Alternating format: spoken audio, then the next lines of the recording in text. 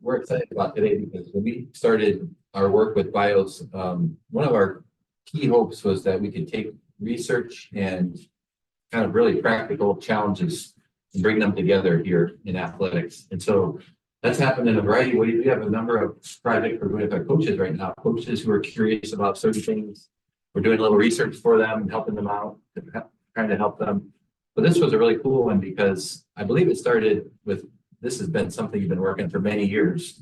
And just out of conversations, Daron had raised conversations, and Bob was so generous to come in, and just it kind of emerged in a really cool iterative way. So today is a great way to learn not only what you guys learned, but just about the process and how you went about it. We're just very excited to learn from you both, and just thank you very much. We're looking forward to it, Bob and Daron. Yeah, I'll pass it to you guys. Well, thank you guys. It's a pleasure to be here. It's been a really fun project to work on with Daron. We started working in kind of mid 2020, not like 2022, pardon me, mid 22 on this project. It's been a lot of fun. So we're going to kind of tell you about it. What have we done in terms of studying, particularly the student flow into Camp Randall.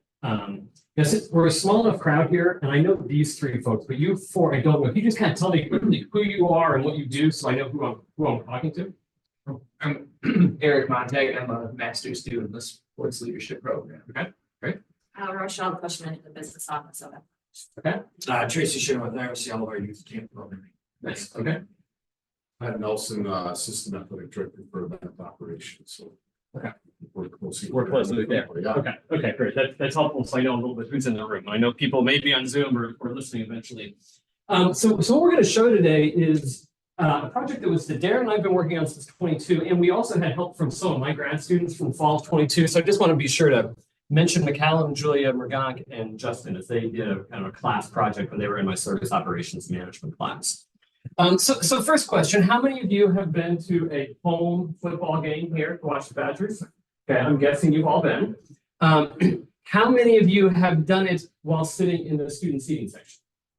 Okay, at least one person. And if you haven't had that experience, this is sometimes what it looks like. And this face is perhaps not what we're going for, right? This is not quite what we're hoping for on game day.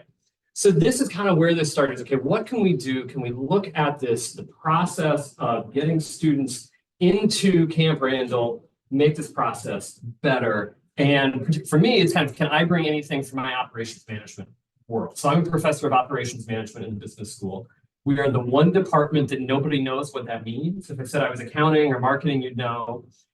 Operations management is sort of how do we get stuff done? It's processes, it's things we do repeatedly. How do we do it efficiently and correctly? Whether that's building a Toyota or getting airplanes and crews from the right place to the right time, or it's getting 14,000 students into Camp Randall. How do we do this thing over and over safely, efficiently, in a quality sort of way? So what I want to walk you through today is really sort of, we looked at this problem from kind of two different levels. So the short range view or the short level view is how can we take the current system and improve it and maybe tweak it a little bit.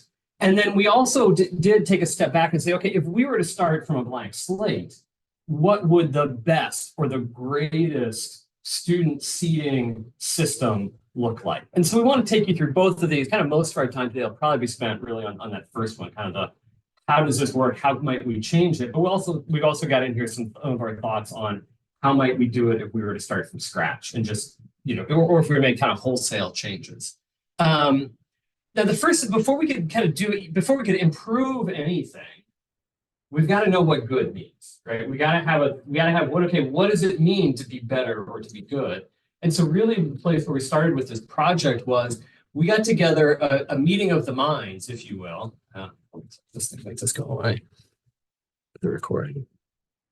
And we held it here, actually, I think it was just down the hall where we had this big kind of roundtable meeting of a bunch of people from athletics, operations, ticketing, marketing, promotions, brand comm, organizational effectiveness. We had some students. We had Lieutenant Boardman from UW Police, and we all got in a room together with a big whiteboard, and we said, okay, what are the things we care about? What do people care about in terms of the student view of going to a football game? What's important? So this is kind of the messy version. So we kind of got these things all on the whiteboard in kind of random order. the numbers are, we all sort of rank these things, like how important is this, how important is that? So here's the cleaned up version. Now, this is not maybe the be all and end all list of priorities, but when we got that group of people together in a room and we sort of we all scored these various things, here's what we came up with in descending order of importance. Safety is number one. Obviously, we need to keep everybody safe.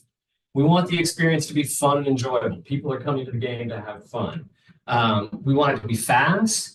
The sit with friends is something that, at least right now, athletics holds as a really, really high priority. The current system we have allows you to sit with your friends, even if you just discovered they were your friend 2 minutes before you got there. You can grab a friend and sit down. You don't have to declare your friend a week ago or a month ago or a year ago. So sit with friends, super high priority. Public perception, does the system look good? Does it look good on TV? Can we have a system that encourages early arrival? I'll show you some graphs about that in a little bit. But we don't always have students arriving by kickoff, at least not all of them, certainly. Is the system convenient?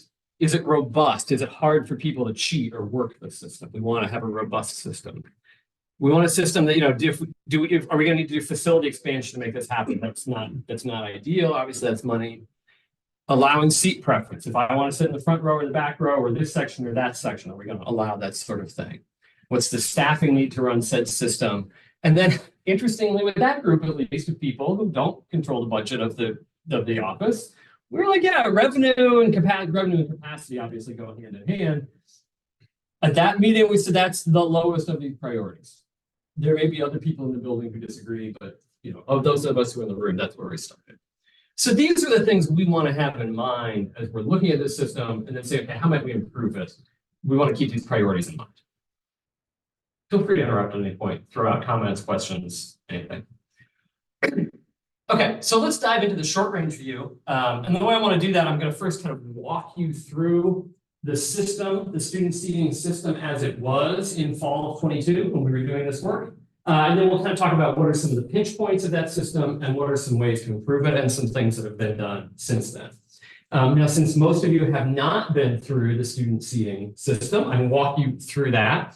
So as you probably know, the student section is the north end of Camp Randall. It's this area up here. Here's kind of the drone shot view of it. And those gray seats are the student section. And that student section, we kind of refer to it as the section. But in terms of lettered sections of ticketing, it's 1, 2, 3, 4, 5, 6, 7, 6.5 sections from P around to J. And then the other important thing to make note of, the students get into these sections by these entryways, these portals, or as my students pointed out, the word vomitory is actually an English word that means doorway into a theater or arena. Did we know they were vomitories? I thought vomitory meant something else, like frat house. Anyway, so that's kind of that's what we're trying to get people into. We're trying to get people into these sections. So first, I'm going to show you kind of a flow diagram, and then I'll take you through some pictures so you can see what each step of this looks like. It's a 6-step process, and we can see it as a 6-step process. So step number 1 is a security screen. Step number 2 is after a security screen, there's a ticket scan. That's a digital ticket on your phone. It's scanned. Step number 3, and this one was, I had to kind of wrap my head around this to see it in person, is after people have their digital ticket scanned, they pick up a physical voucher or pass with a letter on it, the letter of one of those sections, J, N, O, P, etc. So you have to get that in your hand because that's what's going to allow you into the actual seating area once you get upstairs. So security screen, digital ticket scan, get a physical section pass in your hand. Then you just kind of have to do walking as you proceed through the concourses. You have to go into the bottom, you have to get upstairs, you have to find your way to the correct portal. You then form a single file snake inside the bowl of the stadium, and then eventually you get assigned by security to a seat. Okay, so that's the diagram version. Now let me give you pictures so you can actually kind of see this happening. So here's just the Google Maps view of Camp Randall. And so all students come in through gate 5 in the kind of northwest corner of the stadium. So that means most students arrive walking west down that lovely sidewalk between here and it's kind of bounded by the backside of some engineering building or something like that. So, I mean, people can come in from this way, but most people are coming down this way. And then they make a hard left turn to where you see these gates. And then from there, what you see is this. And you can actually see the first 3 steps of the process here, which I'll show you from a reverse view, but you can see there are 10 lanes here. 1, 2, 3, you can't see all 4 there. 5, 6, 7, 8, 9, 10 lanes. And each of them have 2 guys in yellow shirts. And the first guy, like right there, that guy's the security scan. The next guy in the yellow shirt right behind him is the ticket scan. And then behind them, where those letters are, is where you go and you get that physical pass. So that's steps 1, 2, and 3 of the process. I'm going to show you another photo now that's actually taken from right up here, standing on that little balcony, looking back the other way. So I'm just going to show you the reverse angle of that. And maybe it makes it a little bit clearer. So when I look back out the other way, now you can see, okay, we've got people come down the sidewalk, they make that hard left, they go through the security screen, which is a little bit ceremonial, I would say, at least used to be sometimes. Then the digital ticket scan, and then they get into this area, which is sort of, you know, a mix and mingle area, because you can then pick any one of these kind of 7 or 8 lanes, and each of those lanes is designated with that big sign there, that white and red sign. What physical pass are they handing out right now? So in those 8 lanes, at any given point, they're handing out 3 or 4 lettered sections. And so people can be scanning their ticket at any one of those ticket lines, and then they, in the kind of the mix and mingle, they can, you know, swerve around into any one of the lettered lines that they want. And I'll show you a video in a moment that makes it it's a little bit sort of funny to watch. And also in that mix and mingle zone, every now and then you'll see somebody pulled out with, you know, a flask in their pocket or something like that, which is sort of amusing to watch. Good so far? Okay. So then once you've gotten through those 3 steps, you walk into the bottom of Camp Randall, and you got to find your way through the concourses. You know, everybody enters on the lower level. We got to follow the signage. You got to get up the stairways. That gets you up to the main concourse level. That looks like this. And so, you know, you're wandering around through nice big concourses or sometimes somewhat tight concourses. And you eventually then start to file into that kind of single file line to go through the portal. And then this is a map of, again, how it was in fall 22. So each portal is designated to a section, or more, perhaps the better way. Each section has a designated portal. So if you're coming into section O, you need to come into that portal, and then you will be, you know, by security, the security folks will help you stand in a nice single file line, and they'll bring you down here, and they'll start filling from bottom to top, just shoulder to shoulder to shoulder, as tight as they can pack them in. I'd probably overstate. Snugly put into the stadium from bottom to top, and that section gets filled up, and that same thing is happening in any of those sections at any given moment. There's security in those sections, and there's a queue, there's a line forming in the aisles, a single file queue, and security is just loading people into those sections one at a time. This is what that looks like. You know, so students just kind of standing in that aisle, filing down the aisle until they're told to get into their seat. And then here you can see a group of students walking across, and the security folks and the police there saying, okay, you here, you here, you here, you here. Okay, next row, you. Okay. Questions on that? Or Daron, again, you jump in here at any point. Point anything else out if you want. I think you covered it pretty thoroughly. Okay. Good? Yeah. Is there any way they try to like track like what's been filling up quicker? Like if you have the option to choose a letter arbitrarily, like how do you know? Like M might be almost full, but J might not be. What if you wanted to be closer? So yes, because the vouchers are distributed, each queue of tickets is for a different section. And actually, one of the changes we made during this season in 2022 was putting actual markers in, so we know exactly how many tickets have been distributed. So every basically 250 tickets, we switch to a different section and close that one down. So that is one thing that helps us track. But the students don't necessarily have visibility of that. If you're coming in the bottom, if you're the student going, oh, I really want to be, you don't know. You're blind. Yeah, the student is blind to that. Okay. Other questions? Okay, so the next thing I want to do is just kind of take us through how is the system going, or what are the pinch points of this system? So let's start here on the left-hand side of the process. And when I made this slide, I said, actually, those first two parts really flow pretty well. And then I was looking at the video again this morning, and I may put a caveat on that, but let's look at the video. So this is, I'm going to show you a video that's that screening and ticket scan that happens really close to each other. So like here, here are 4 lanes. And I'm going to hit play on the video and just maybe pick one of them and just kind of watch how quickly are people moving through that station.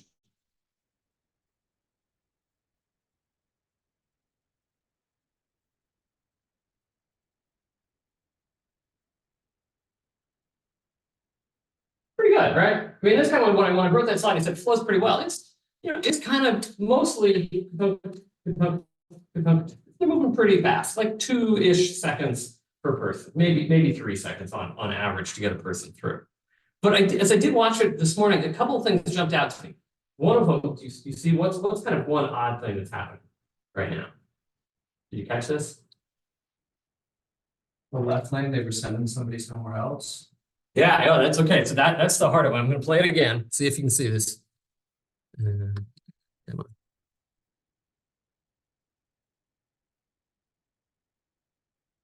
So watch this guy here. Something's wrong. Security's pointing over here. Okay. Oh, I got to go over there. Oh, sorry, dude. Now watch him. Oh, he makes a U-turn and comes right back in. So we have no idea why he was sent away, but clearly he didn't feel like obeying that command to go someplace else. I thought that one caught my eye this morning. And then there's one other thing, and it's also a bit head scratching that's happening right here. Yeah, Larry? One on the right hasn't really moved anymore. Along. Oh, is that right? I didn't even notice that. This one over here? Okay. Let's watch it again.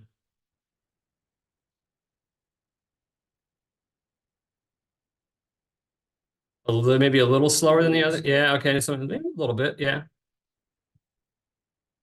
Roughly,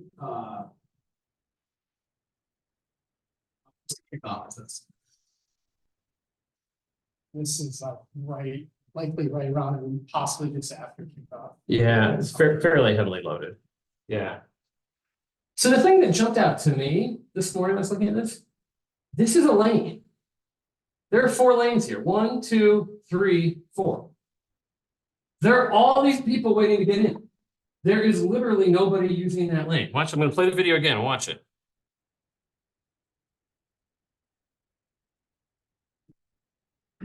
It's a very common. People in crowds are goofy, right? Oh, everybody's in line over here. I better stand over here in this line, right? And this is truly an empty lane with 2 guys in security going, okay. So all I just say, it's not, this section is flowing well, but it ain't perfect, right? Crowds are funny things. So there may be things to be improved there. So then the next thing I want to get to is this kind of get the section pass.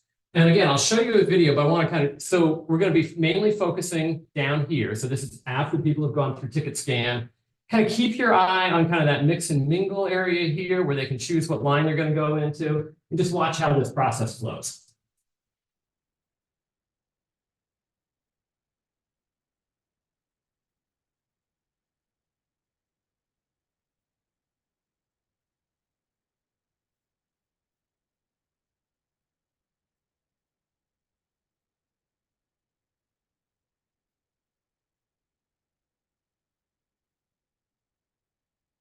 Okay. What do you notice? What are your observations?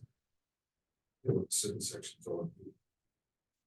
Everybody wants to sit in section O and B, right? Yeah, so this sign is either handing out P or O there. Yeah. Other thoughts, observations on a little video clip?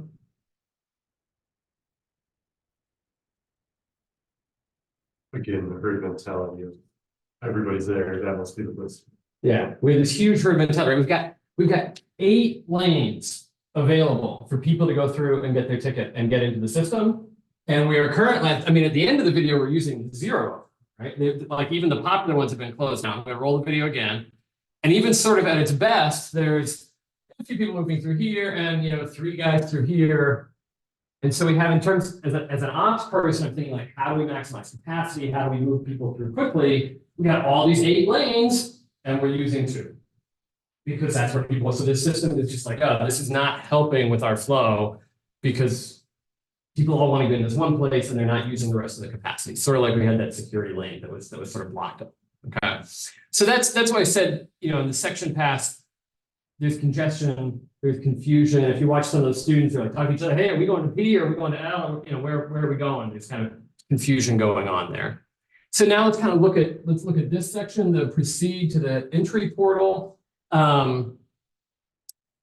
This is the same photo I showed you earlier. It can just get really crowded. If you've been in those student concourses in those peak times, as we get close to kickoff and that sort of stuff, it can just be really crowded. This is not that bad. Hey, dude. At least people are able to move around there, but it can get really tight in there. It can get really uncomfortable, especially if it's a hot day, 80 something degrees, and we've got thousands of people packed in there. It can be pretty uncomfortable.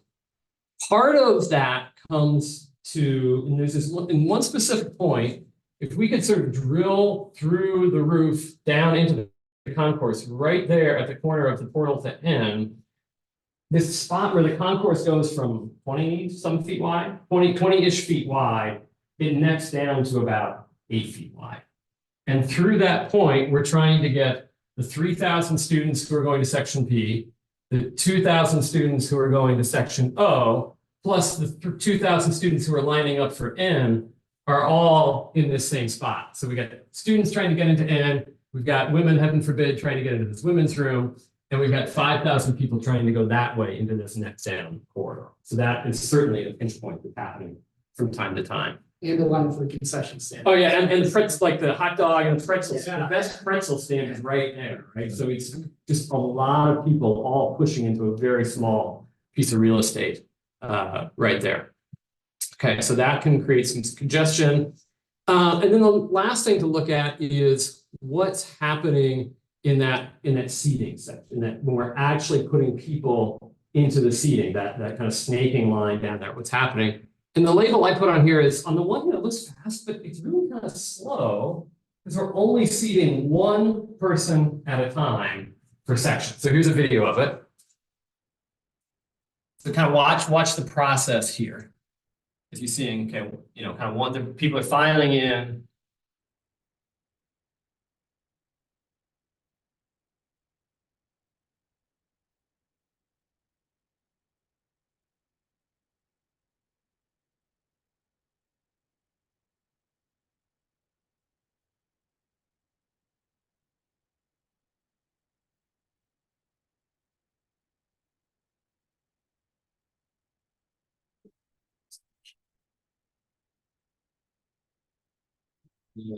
I can turn the audio on, I think. It's not the national anthem.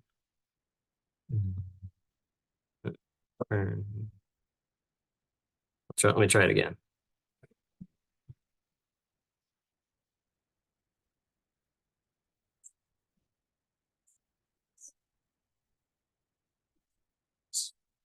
So on the one hand, you can see it's, if you count like time between when each person is stopped at their spot, it is fairly fast. It's one, dun, dun, dun, dun.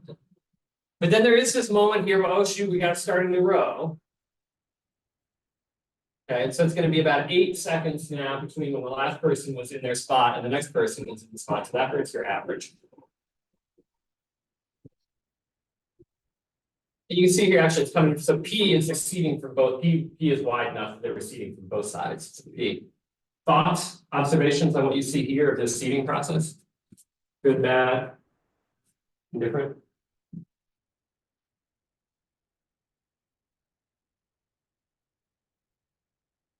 Maximize your space. Because we're packing tight. Yeah, we don't let holes form. Yeah, we're absolutely packing tight. Yeah. So I would say, on the one hand, it's efficient. It is relatively fast. You're putting a person in a seat every 1.5 to 2 seconds. On the other hand, we're only doing that in 7 sections at a time, right? So we're only seating 7 people at a time in the stadium if you're using all 7 sections. More on that in a little bit. Okay. So that's sort of the whole process as it was. Those are kind of, I would say, the observations and pinch points on it. And then the next thing I want to kind of take you through is that before I kind of take you through what are some thoughts we had on how could this be improved, I want to put my professor hat on for just a moment and share a couple of thoughts with you from things I teach my students in my service operations management class. So the first one is what I call the psychology of service and waiting, or the psychology of queuing, of waiting, and then a little bit of flow or process capacity analysis. So the first one is that there are several researchers that have done research on the experience of waiting, or the experience of queuing, if we want to use the British word. Academics tend to call it queuing instead of waiting. And there have been a lot of experiments, and you're all going to nod, when you see these, you're going to nod your head, these are all true. You don't even need the experiment to prove it. That there are things that make a waiting experience feel worse and feel longer. So first one, when a wait is of an unknown duration, it feels worse, right? Think about your delayed airplane. You're sitting there at the gate, we are delayed. Oh, we're delayed, right? That feel, an unknown duration wait feels longer. A wait for unknown reason feels longer. United Airlines actually changed about 3 years ago. They started very consciously, if they ping you with your flight is delayed, if you notice on United, it usually gives you a reason.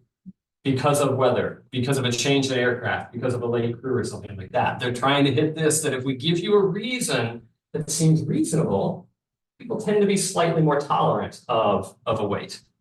Number 3, waits that are unfair feel bad, particularly some sort of cutting or jump. Or think about standing in the grocery store, right? And you've got your 5 lanes and you pick yours. And I got the slow horse and that lane's moving fast. It just feels unfair and it feels bad. Okay. Next one, waits with unsteady progress. I'm moving, I'm stopping. That makes waits feel worse. And then lastly, if there's oh, sorry, not lastly, I forgot I had 2 more. So unsteady progress, lack of a sense of progress, if I can't realize that I'm improving. And then the last one is if I'm anxious or stressful, waiting for a doctor, perhaps waiting to get into the stadium, things that are make you anxious and stressful. If you're in an anxious and stressful sort of mind state, waiting feels longer. So I'm guessing you look at those and we all kind of go from our normal life, they don't need to read the academic research paper on this. I believe that this is true. And then if you kind of think about our student seating process, how many of these are we hitting? Well, we're at least tickling many of them, right? I don't necessarily know how long I'm going to wait. I can't see because I'm in the concourse or something like that. I can't see what the delay is. All kinds of unfairness going in as we're all kind of necking down, get through that portal into a single line. Stopping and starting is absolutely happening. I don't know if I think most people have a sense of progress because you are moving towards something. Anxious and stressful. Sometimes it's stressful in that concourse, and sometimes it's not. Well, it's also hot and drunk, and I want to see it off. Oh, yeah.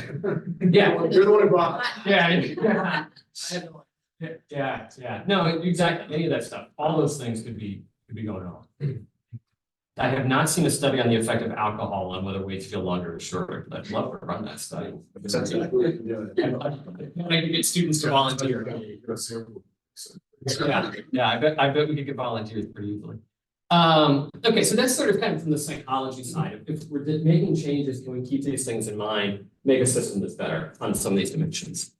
And then the other part I want to think about is sort of the quant, let me put on my quant nerd hat for just a little bit and think about what is the capacity of this system? And so I want to break it down. Well, first I want to think about what's the demand that we're putting on this system. So this graph is ticket scans per minute of one of the fall 2022 games. So this is all the scans from gate 5, all those lanes.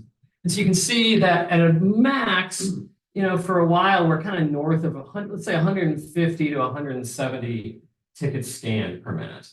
So we're trying kind of the load we're putting on the system is something like 150-ish.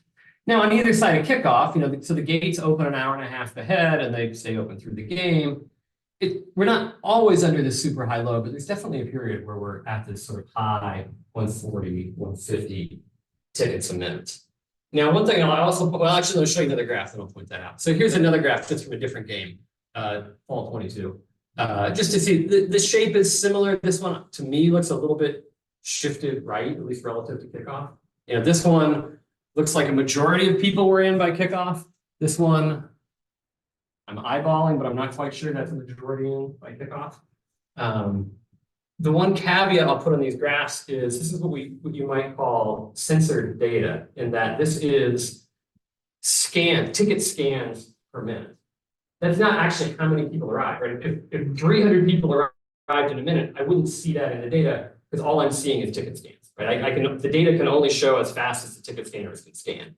Now, as I'll show you in a minute, this ticket scanners can probably do more than 150 a minute, so I'm not too worried about censored data, but it could be here. Okay, but so that's kind of the load we're putting on the system and for how big a period. Now, I want to think about kind of the key aspects of this system. So let's start with the security screen. From watching an observation from those videos, on average, it takes about 2 seconds per person to do that security screen. Again, it's a little ceremonial sometimes, like, okay, you look safe, please come in. We got 10 lanes running, so 2 seconds a minute obviously means each lane can do 30 people. In a minute, we got 10 lanes. That step of the process can process 300 people a minute. No problem. Our system is at max, bringing in 150, 160. That step of the process can process 300 a minute. We should be largely good to go. Next step is that ticket scan. It takes a little bit longer, particularly if it's every now and then somebody's futzing with their phone to get their QR code up. Okay, so that I can do about 20 people per minute per lane, 3 seconds per person, 10 lanes. I can process 200 people a minute. Okay, so that's going to just kind of start to maybe slow us down a little bit. The next step is get that section pass, that physical voucher. That's actually pretty quick because you just walk by and somebody's just handing it there. So from my observation, that was more like 1.5 seconds per person. We've got 8 lanes of that running, so we can process through that step 320 people a minute on average. Okay, good so far. Okay. Then we're going to kind of skip these two because these are sort of infinite capacity. It's just people walking through the hallway. Those aren't the constraints on anything. But then let's think about this final step, which is the actually getting people into their seats. So from those videos, you can see it's about, on average, about 2.5 seconds per person from when one person steps till the next person is stepped and is kind of in their place. So 2.5 seconds per person, it's about 24 people a minute. So if we're seating 7 sections simultaneously, we can be seating 168 people a minute.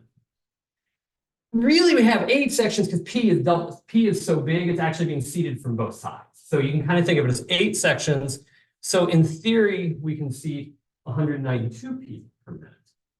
But, okay, so in terms of process flow, we're always looking for what's the slowest part of the process, which has a wonderful name. You've probably heard it. It would be what's that tiny part of your model called? The bottleneck. Yes, thank you. So the part you will see it was on the tip of your tongue. Yeah. So the lid. Why would we call it the lid? It kind of works.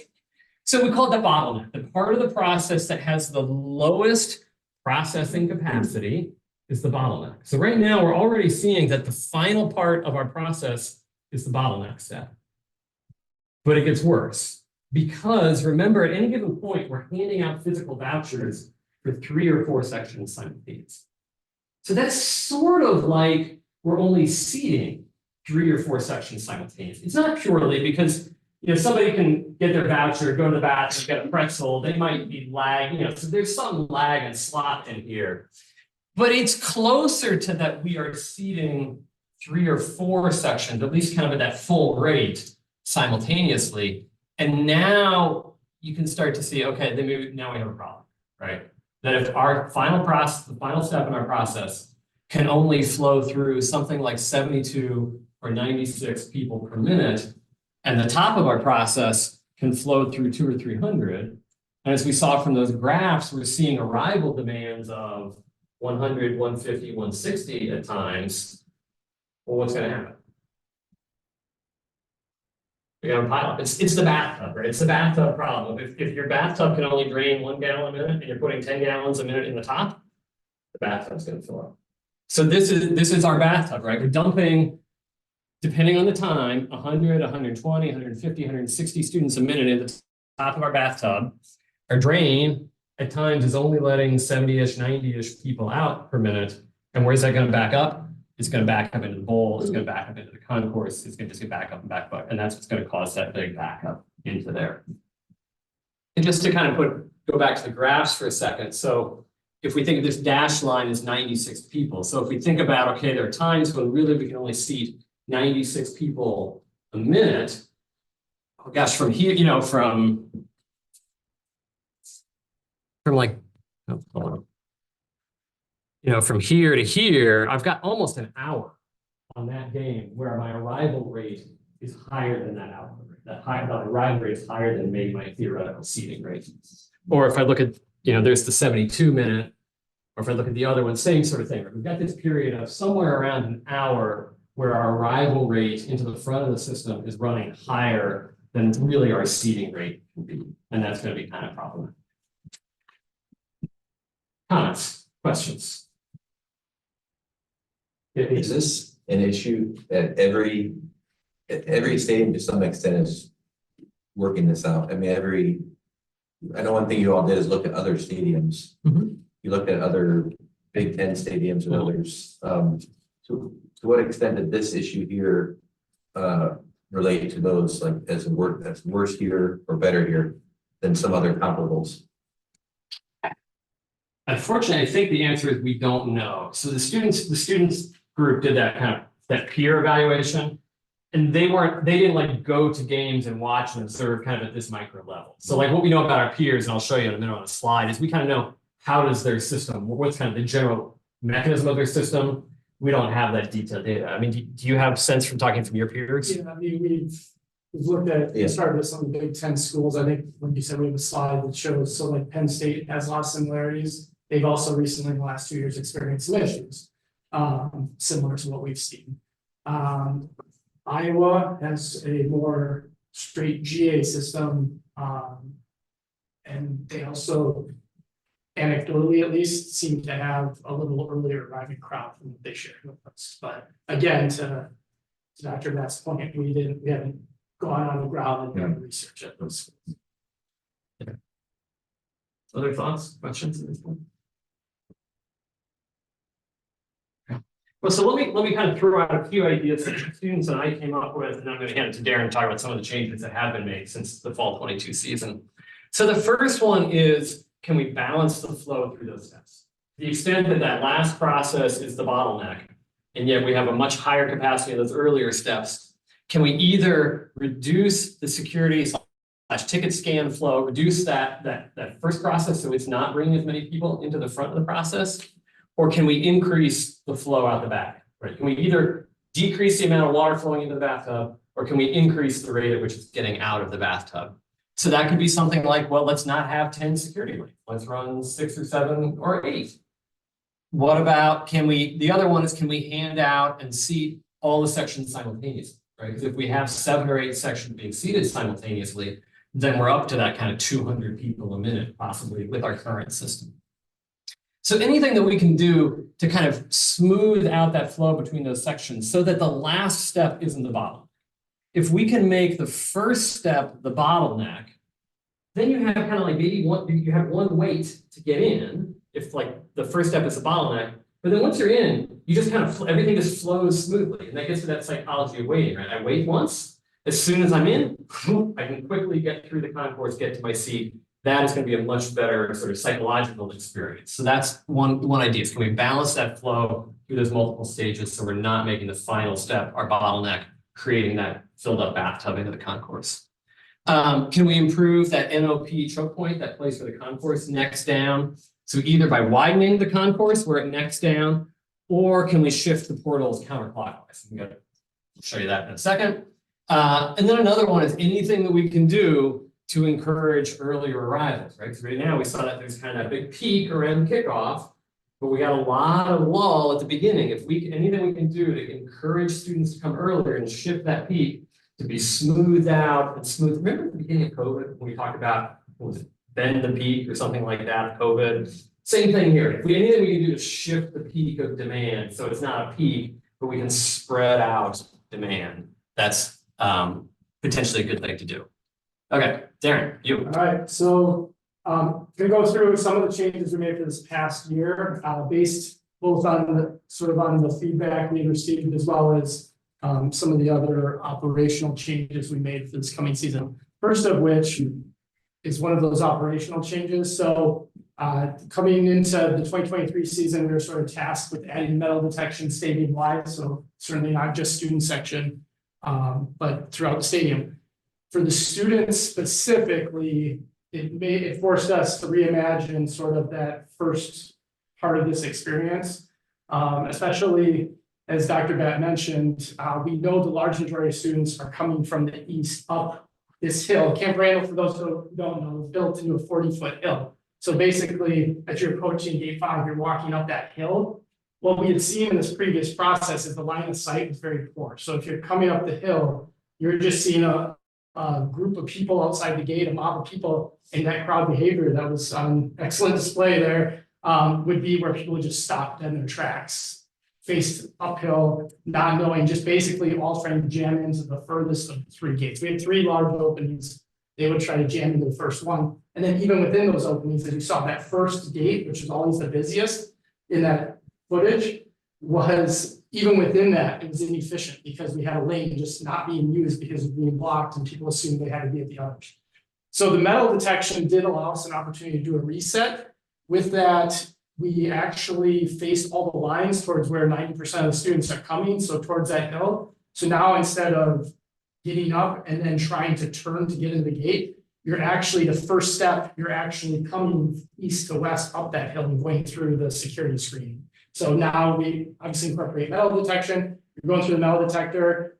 If you don't set it off, you keep going the second step of the process. But now that ticket scan, instead of being 3 feet apart from the security screen, is now actually probably 20 feet, approximately 20 feet, 25 feet away. So once you get approved by security, that's when you're making the turn, the left turn basically towards the ticket scan process. And here, this image will show it a little better. So again, you're coming up and it's a lot easier to see if there's a line, a big line here. We have signage and staff out here to say, oh, come over here. And so we're able to get more people into this screening process versus, like I mentioned, everyone trying to stuff into the first spot and totally ignoring these other 2 spots when they could come into the stadium. Then once in, they do the turn.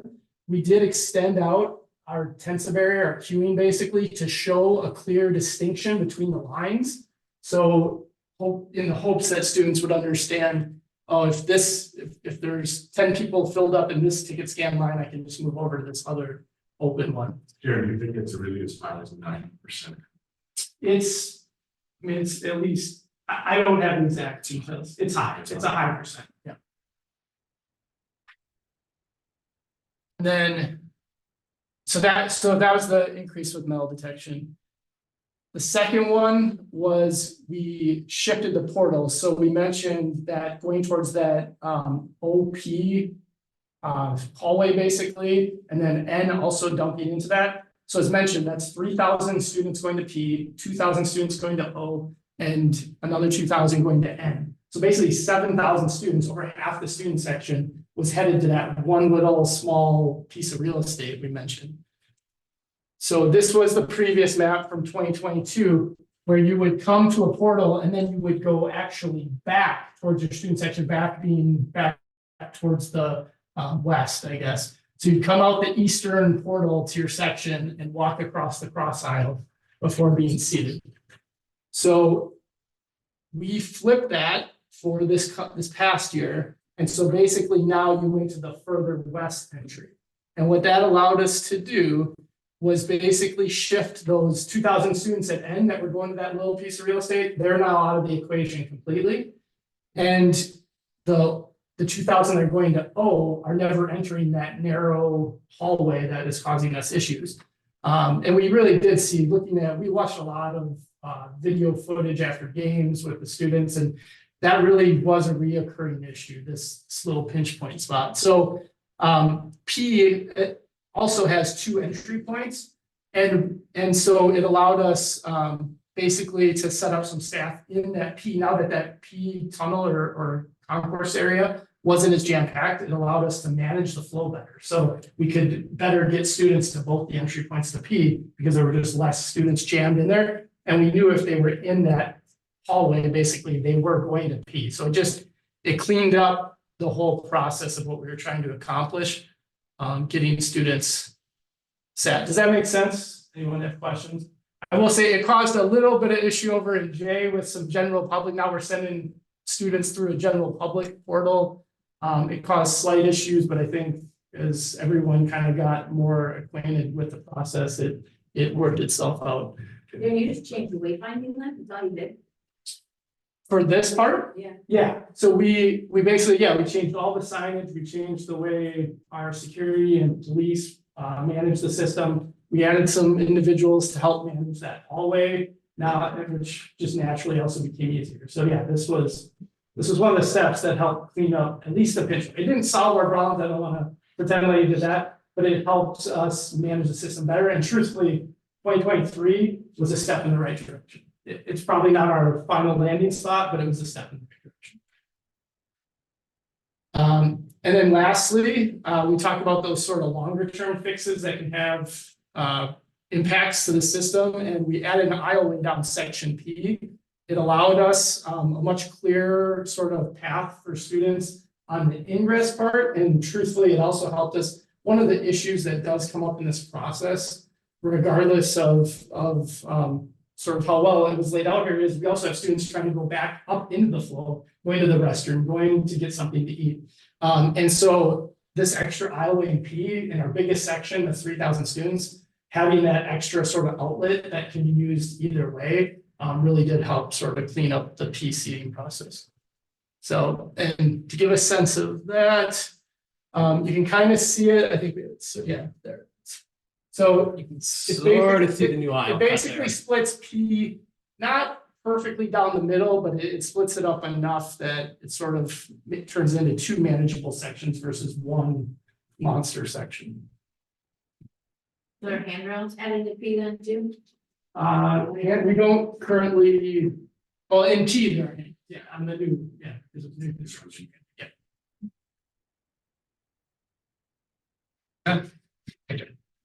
So that's sort of where I want, so we've all of this so far, we've really been talking about the short range view, kind of how do we tweak the process we have. I want to take the remaining kind of 10-ish minutes we have to think a little bit about, okay, the big picture view. If we were to start over, what would that be? And so to think about that, and let's think about kind of the two extremes. So the one extreme would be you go to a fully assigned seating, like you go into the overture, your ticket says, just like the rest of the stadium, right? Where your ticket has an actual seat number, and that's where you're supposed to put your butt, or at least your feet. Or the other extreme being just full general admission. Just y'all come, sit wherever you want. So you guys have thought about this, I'm sure. What do you think are some of the pros and cons of this? What are some of the advantages of doing a fully ticketed assigned seats? What are the upsides of that? Well, big one for us, and I'm sorry I missed the beginning, but just the optics. With the rest of the stadium, I'd be interested to see what the ingress of students is compared to the ingress of the rest of the stadium in general. Like the idea that students show up late, I'm curious how validated that is, or we're just creating that students are showing up late because they're actually through the gates, they're just not into their seats yet. But the optics is the biggest one of the biggest concerns for me. Obviously safety and making sure that's fine, but if you sprinkled in folks, you would be able to solve that with the sign seats and with GA, which obviously. Yeah, so they both of them click that, right? We're putting people into seats across the entire section simultaneously. You don't have the filling up to the bottom of the top thing that makes that sort of ugly thermometer sort of go. Yeah. Maximize capacity with assigned seats. Yeah. GA, you don't. Yeah. You lose revenue, you're gonna lose space. GA. Yeah, you're not gonna be able to pack them. Assigned seats, we got lines of seats, we got a certain number of butts coming in. You know it's going to fit. General admission, you're not gonna be able to pack this type. Big assumption is that students will sit in their assigned seats. Yeah. They do it for that. We do it for basketball. Yeah. Do sit in their seats. That's like a seat. Yeah. Then the difference like a bleacher or like. Bench is assigned nice, yeah. seats, so- Yeah.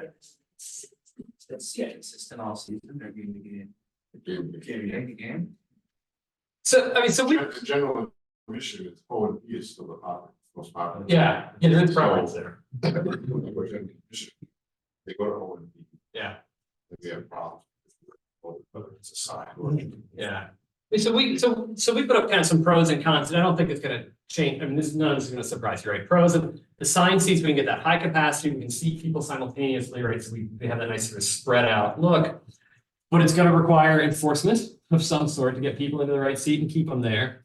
And it's gonna be hard to sit with friends, right? That was one of our priorities we said at the top, is if you're doing assigned seating, this becomes tricky to do. Now, general admission, again, we can seat many people simultaneously, so that looks good. It also dramatically increases your flow rate. That whole bottleneck problem we talked about, that probably goes away. And you have this huge flexibility of sit wherever you want with whoever you want. So the friend part is no big deal. You can sit in any section you want. The cons, it's the reduced capacity and just the chaos of the free for all. Like, wow, okay, just are people moving around constantly throughout the game? Can we pack them in? All this. If I get up and go to the bathroom, is my seat going to be there when I just, it's chaos, right? Potentially. Of course, there are 1,000 different ways to create some sort of hybrid in between. We don't need to go into it, but there, lots. Could we put this general, send to a section, but then general mission within a section? Could we have some sections that are general mission and some that are seated? There are lots of different ways to skin the cat. We did look at least a few of our peers, so just to kind of give you a sense. So Ohio State has 21,000 seats, and they do split. So if you want the GA section, you pay a little bit more, and that's 2,000. Everybody else is assigned. Michigan is fully assigned, and Penn State is essentially the same as us. It's seated first come, first serve by section. So that's at least what some of our peers do. Yeah, what's the best? Well, and that's where we get to the end of the talk. We say, well, it really depends. That's where we get back to what are our priorities. And again, this is the list we made in one meeting, one day with the group of people we had in that room when we made up that list of priorities. But this is where it's really going to come back to you all as UW Athletics to say, okay, what are our priorities? What do we really care about? How important is sit with friends versus public reception versus, and you're going to have to make trade-offs. The school's going to have to make trade-offs. We're going to make changes. You can't get everything. There are always trade-offs to be made when you think about these priorities. So just to kind of summarize where we've been here, it's complex. It's way more complex than I at least originally thought when I started looking at this problem. The kind of multi-step process, the flow, all this sort of stuff, student behavior not always being perfect. There are lots of competing priorities. So there are going to be trade-offs to be made as you improve things. Trade-offs have to be made. And then my plug is, I think the discipline of operations management can at least be mildly helpful for this and having something to say. So comments, questions? Well, how is this, like a stadium situation like this, different from, say, like airports or amusement parks? Are there lessons across those spaces, or are there certain things that are distinct about a game environment versus other large crowd flow areas? That's a really good question. I haven't thought about that, so let me just wing it a little bit. I mean, I think clearly part of it is in the game environment, people's behavior is a little bit different than it is at the airport, right? When I go to the airport, I'm not drinking as much or at all. I'm with my kids, of course. Yeah, just kind of the mentality is a little bit different of the crowd in the airport versus the. That's what I was wondering. Like, so does that shape the psychology, the stuff you share with like the psychology of the experience? Is that context dependent? Yeah, I mean, it's got to be, right? I mean, it's like take the extremes of an airport at Disney. I mean, an airport is sort of a stressful, I got to be on time sort of environment. Disney World is the happiest place on earth, in theory. And in general, I'd say Disney is phenomenal at this sort of crowd control psychology of waiting, right? They are the poster child for doing it right. And if you think about standing in line for Space Mountain or whatever, it's very organized because they have metal queuing rails. So you know exactly you're in line. There's not going to be anything unfair about it. They have signposts along the way that say your wait from here is da-da-da-da. Often they have entertainment going on, right? Mickey Mouse is walking by, or Pirates of the Caribbean, you're walking inside this environment, you're walking through the environment. So Disney is awesome at trying to do this. And I think Disney is also really good at trying to spread out the flow in that, well, it used to be called Fast Pass. I can't remember what it's called now, right? Where you can basically get a reservation for a ride for a certain time window. So instead of everybody trying to go to Pirates of the Caribbean in the same 30-minute slot, we can sort of spread them out. I mean, I don't think we can pull that off here, but wouldn't that be great if we could say, okay, section M, you're seating from 11 to 11:30. P, you're allowed in for 11:30. Yeah, I mean, some version of that might be possible. But that's a great question. Like, what lessons can we pull from other sort of large crowd environments? Certainly there are some. It's also the app, right, where you can say like, this ride is this along with wait now, so like that would impact like students' behavior. Yeah. On the app, you can say like, Yeah, wait time to get into the stadium is blank for P, blank for. Yeah. and Andrew, to your question about, do I know where, but you know, if we could give them visibility to how full is the section right now, that might change my preference. Do I want to go and L and sit at the top? Or do I want to go to J? So, And that's certainly a theory we've heard, is that there's a subset of students that try to avoid that peak window at all costs, even if that means coming. I think some of that is like, I know my friends are sitting in section N and I wait till they're already seated, I can go sit with them. Versus if I come in earlier and want to sit in, they're gonna force me to sit at the top, I'm just sitting at the bottom. Once the game starts, I have section in, I can just say, oh, I went to the bathroom, you go sit in 10th row with my friends that are in that same section. So I think that also like de-incentivizes some people show up early and say like, oh, if I wait, and any one of my friends are sitting, I can go sit with them, squeeze in, be really tight. And there's nothing really you can do to enforce that. goes back to that, you know, this priority, what we had on the A is like, how easy is it to cheat the system, to work the system like that? Okay. One of the comps was Michigan and had signed team. How do they handle sit with friends? Do you know? I'm not very familiar with Michigan, I'm more familiar with Ohio State. You have to put in a group. And they both, at least I was school, I'm gonna put in a group, like it's max 20 people, and they'll try and get those people, all those people, just sign. They sign the game. They, Pretty much. game by game or for the season, Usually by the season. by the season, which is what Ohio State. That was our prior, when we were in school, that was our week to week. Go wait in line. You would share your voucher, your middle part of your flow occurred Tuesday. One of the schools we looked at did do that. What's it? So, Ohio State, Florida, and to a lesser extent Oregon, but they use it a little differently. Those three schools do use a system called season share where they pre-assign. So, Ohio State assigns by the season. So you get a ticket and that's your ticket for the season. And so you need to get in your group of friends by the cutoff date right before, which coincides with the start of the school year and all that. So sometimes it's difficult. Those can change. Florida, game by game, it's literally Tuesday afternoon, you have to have your group of friends submitted. And then basically they assign you a seat, you get your ticket Friday morning for the game day. One thing that's come up is, could you do a hybrid of that, where you got through the non-conference season game by game, but then you signed the whole Big Ten season as one. I mean, again, there's always, with everything you look to tweak, the thing I found is there's a opposite sort of thing pulling the other direction. I mean, truthfully, our current system, from a ticket management standpoint, is not all that difficult, because you can sell for the season a number, you assign the vouchers, and then you show up to the stadium on game day and hand out the change basically from digital voucher to a paper voucher, but some of these other systems potentially could require more management on that as well. Yeah, it'd be interesting to like ticket usage of those who assign it in advance, so it was like maintain the game versus like what would validate here.